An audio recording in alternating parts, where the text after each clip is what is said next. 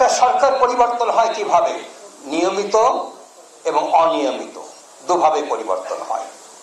নিয়মিত পরিবর্তন হলো নির্বাচনের মাধ্যমে, আর অনিয়মিত পরিবর্তন হয় তিন ভাবে: আন্দোলন, অভ্যুত্থান, বিপ্লব। আন্দোলন হয় তখন যখন একটি সরকারকে পরিবর্তন করবার জন্য বিরোধী দল এবং জনগণ মিলে রাস্তায় আন্দোলন করে, সেই আন্দোলনকে সম্মান দেখিয়ে সেই সরকার পদত্যাগ করে নতুন নির্বাচন দেয়। এটা হচ্ছে আন্দোলনের ফসল। খুবই শান্তিপূর্ণ, কোনো অসুবিধা নেই।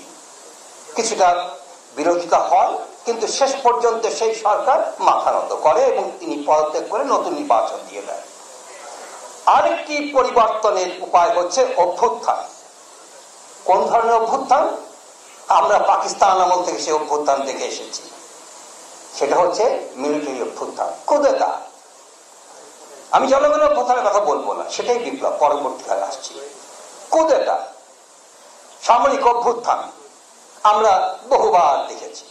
ভালো ভালো কথা বলে সেই সামরিক অভ্যুত্থান হয়েছে এবং শেষ পর্যন্ত ওটা কোনই ফল দেয় নাই।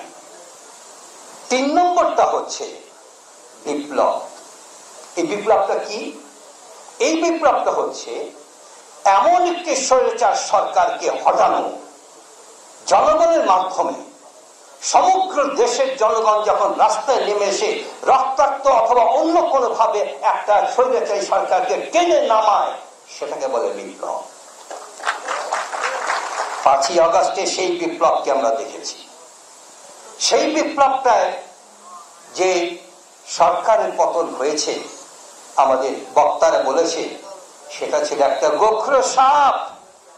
সমগ্র জাতিকে পেঁচিয়ে পেঁচিয়ে এই সাপটি 16 বছর ধরে চুষে চুষে চুষে চুষে খেয়েছে, যার ফলশ্রুতি হচ্ছে 28 লক্ষ কোটি টাকা পাচার হয়ে যাওয়া। সেই সাপটাকে আমরা ছাড়িয়েছি আমাদের গলা থেকে, আমাদের শরীর থেকে সেই সাপটাকে আমরা ছাড়িয়েছি। আপনারা কি সাপটাকে আবার আনতে চান? কোনোভাবেই নয়। যে মূল সাপ সেটাও না, আর যারা সাপ হতে চায় তারাও নয়। আমরা কোন সাপকে রাস্তায় দেব না। আমরা সেই সাপুরের ভূমিকা পালন করবো ইনশাআল্লাহ। বাংলাদেশের জনগণ জানে আন্দোলন কিভাবে করতে হয়, অভ্যুত্থান কিভাবে ঘটাতে হয়, বিপ্লব কিভাবে করতে হয়। আমরা সেই বিপ্লবের সদস্য, বিপ্লবের সৈনিক। আমাদের এই যুবক শ্রেণী যারা এই বিপ্লবে যুক্ত হয়েছে, জীবন দিয়েছে, 2300, 2300 তাজা প্রাণ ঝরে গেছে একটি সাপকে শুধু দেহ থেকে পেঁচিয়ে ফেলে দেওয়ার জন্য। বিপ্লব 5ই আগস্টে সেই বিপ্লবকে আমরা দেখেছি। সেই বিপ্লবটায় যে সরকারের পতন হয়েছে, আমাদের বক্তারা বলেছে সেটা ছিল একটা গোখর সাপ। সমগ্র জাতিকে পেঁচিয়ে পেঁচিয়ে এই সাপটি 16 বছর ধরে চুষে চুষে চুষে চুষে খেয়েছে, যার ফলশ্রুতি হচ্ছে 28 লক্ষ কোটি টাকা পাচার হয়ে যাওয়া। সেই সাপটাকে আমরা ছাড়িয়েছি আমাদের গলা থেকে, আমাদের শরীর থেকে সেই সাপটাকে আমরা ছাড়িয়েছি। আপনারা কি সাপটাকে আবার আনতে চান? কোনোভাবেই নয়। যে মূল সাপ সেটাও না, আর যারা সাপ হতে চায় তারাও নয়। আমরা কোন সাপকে রাস্তায় দেব না। আমরা সেই সাপুরের ভূমিকা পালন করবো ইনশাআল্লাহ। বাংলাদেশের জনগণ জানে আন্দোলন কিভাবে করতে হয়, অভ্যুত্থান কিভাবে ঘটাতে হয়, বিপ্লব কিভাবে করতে হয়। আমরা সেই বিপ্লবের সদস্য, বিপ্লবের সৈনিক। আমাদের এই যুবক শ্রেণী যারা এই বিপ্লবে যুক্ত হয়েছে, জীবন দিয়েছে, 2300, 2300 তাজা প্রাণ ঝরে গেছে একটি সাপকে শুধু দেহ থেকে পেঁচিয়ে ফেলে দেওয়ার জন্য। পালিয়ে গেছে সেই সাপটি কোথায়? তার ঠিক খোপে, যেই খোপে থাকতো সে, সেই খোপেই সে এখন সেটা চলে গেছে। আমি এখনই আজান করবে, কথা তো বলতেই পারবো না, আজানে চলে আসবে এখনই। আমি শুধু দুটো কথা বলছি। কেন প্রোক্লামেশনটা প্রয়োজন? আপনি কি করেছেন? বিপ্লব যখন হয়, আপনি পৃথিবীর সমস্ত বিপ্লবগুলো দিকে তাকিয়ে দেখেন, বিপ্লবের পরে একটা বিপ্লবী পরিষদ হয়। সেই বিপ্লবী পরিষদ তার ক্ষমতা নেয় একটা প্রোক্লামেশনের মাধ্যমে। যখন নাকি বিপ্লব হয়, বিপ্লব কিন্তু সংবিধান মেনে হয় না, যে আমি সংবিধানের অত অনুচ্ছেদ অনুযায়ী বিপ্লব করছি, বিপ্লব কিন্তু তা হয় না। পৃথিবীতে যত বিপ্লব হয়েছে, সেই বিপ্লব একটা নতুন লিগাল অর্ডার তৈরি করেছে। পুরাতন লিগাল অর্ডারতে অটোমেটিক্যালি ওটা বাতিল হয়ে গেছে, একটা নতুন লিগাল অর্ডার তৈরি হয়েছে। সেই লিগাল অর্ডারের যে অথরিটি, সেই লিগাল অর্ডারের যে ভিত্তিভূমি, সেই ভিত্তিভূমি স্বয়ং গ্রহণ করতে হয়। এটা সংবিধান দিয়ে আসে না, সেই ভিত্তিভূমিটা স্বয়ং গ্রহণ করতে হয়। কিসের মাধ্যমে? প্রোক্লেমেশন অফ রেগুলেশনের মাধ্যমে।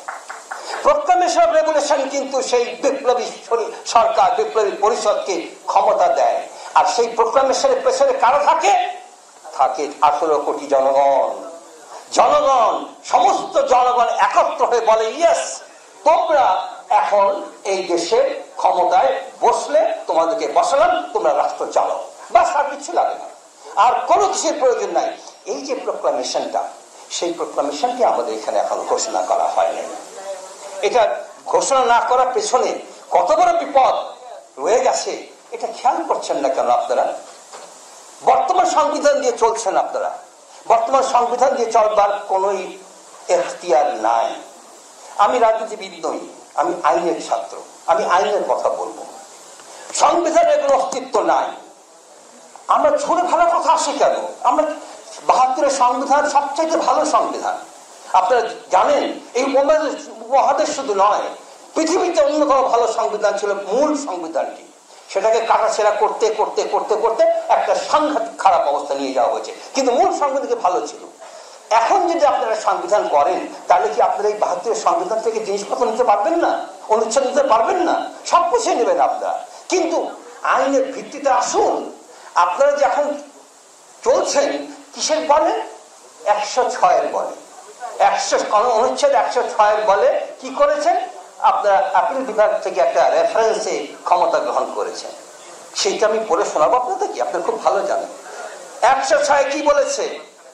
এমন আইনগত প্রশ্ন উত্থাপন হইয়াছে, যাহা রাষ্ট্রপতি মনে করিতেছেন যে আপিল বিভাগ হইতে মতামত গ্রহণ করা আবশ্যক। বিপ্লবটা কি আইনের প্রশ্ন? যে বিপ্লব করে সরকারকে আমরা ছেটিয়ে বিদায় করেছি, ওটা কি আইনের প্রশ্ন? তাহলে কিসের ভিত্তিতে আইনের এমন প্রশ্ন উত্থাপন হইয়াছে যাহা 106 অনুচ্ছেদের মাধ্যমে আপনার মতামত দিতে হবে?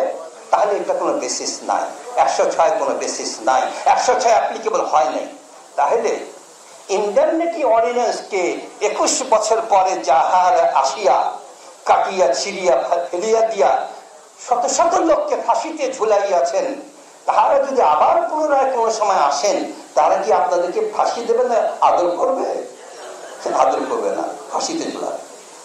তাহলে ফাঁসিতে যারা ঝুলাতে না পারে, এইটা আমার আশঙ্কা, এটা আমার চিন্তা।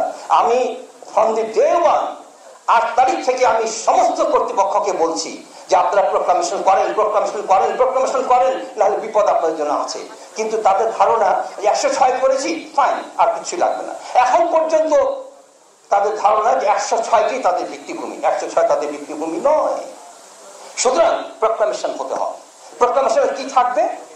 10টা পদক্ষেপ থাকবে, 10টা রোড ম্যাপের মধ্যে একটা হলো প্রোক্লামেশন। প্রথম হল প্রোক্লামেশন। আমি একটা ছোট একটা বুকলেট দিয়েছি আপনাদের কাছে, ওখানে দেখবেন 10টা আমি প্রস্তাব দিয়েছি।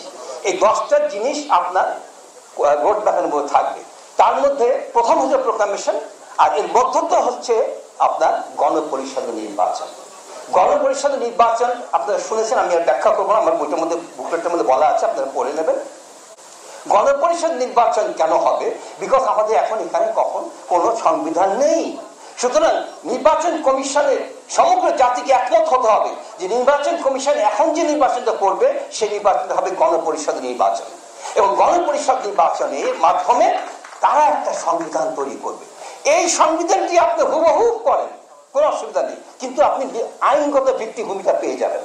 আর সেই যেই আইনগত ভিত্তিভূমিটা এখন নেই, আপনি গণপরিষদের মাধ্যমে যখন এই সংবিধান করবেন, তখন তার ভিত্তিভূমিটা আপনি পেয়ে যাবেন। গণপরিষদ নির্বাচিত হবে, এই নির্বাচন কমিশন গণপরিষদ নির্বাচন করবেন, করার পরে তারা জনগণের মতামত নিয়ে সংবিধান তৈরি করবে। যেদিন সংবিধান গৃহীত হয়ে যাবে, সেই দিনই ওই গণপরিষদটা আবার একটা আপনার পার্লামেন্টে পরিণত হয়ে যাবে অটোমেটিক্যালি। আপনাদের এই রোড ম্যাপের মধ্যে আছে, আপনি এই প্রকাশের মধ্যে বলে দেবেন যে গণপরিষদ যেদিন সংবিধান উপহার দেবে, যেদিন সংবিধানটি গৃহীত হবে, তখন এই গণপরিষদটাই আপনার পার্লামেন্ট সংসদে পরিণত হয়ে যাবে, আর নতুন করে আমি কোনো নির্বাচন করতে হবে না। তাহলে হবে কি, আমাদের এই প্রোক্লামেশনের মাধ্যমে আমরা প্রথম আইনগত ভিত্তিভূমিটা পাবো, এবং আইনগত ভিত্তিভূমির উপরে আমরা একটা গণপরিষদ নির্বাচন করব।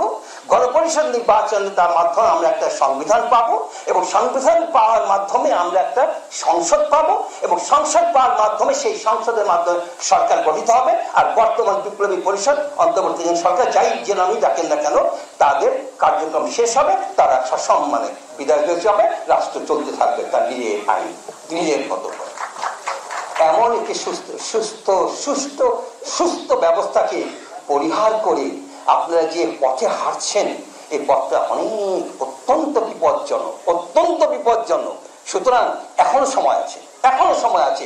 আপনারা ভূতপূর্বভাবে আপনারা এই প্রোক্লামেশনটা করেন, কোনো অসুবিধা নেই। তবে আমি দু একটা কথা আর বলি, শেষ করছি। 15 অ্যামেন্ডমেন্টে, 15 পঞ্চদশ সংশোধনীর মাধ্যমে যে সংসদকে, যে এই বর্তমান সংসদকে যেভাবে অকার্যকর করা হয়েছে, এটা যদি আপনার আপিল বিভাগ থেকে রায় হয়ে এটা যদি বাতিল যায়, তাহলে অন্ততপক্ষে কিছু বিপদ থেকে হয়তো রক্ষা হবে, কিন্তু মূল বিপদ থেকে রক্ষা হবে না। সুতরাং আমার প্রস্তাব হবে যে এখনো সময় আছে, প্রোক্লামেশন করেন, নতুন রাজনৈতিক বন্দোবস্ত তৈরি করেন, জুলাই ঘোষণা, গণপরিষদ, সংবিধান তৈরি করেন, এবং তারপর আপনারা সসম্মানে চলে যান, আপনাদেরকে জাতি মাথায় তুলে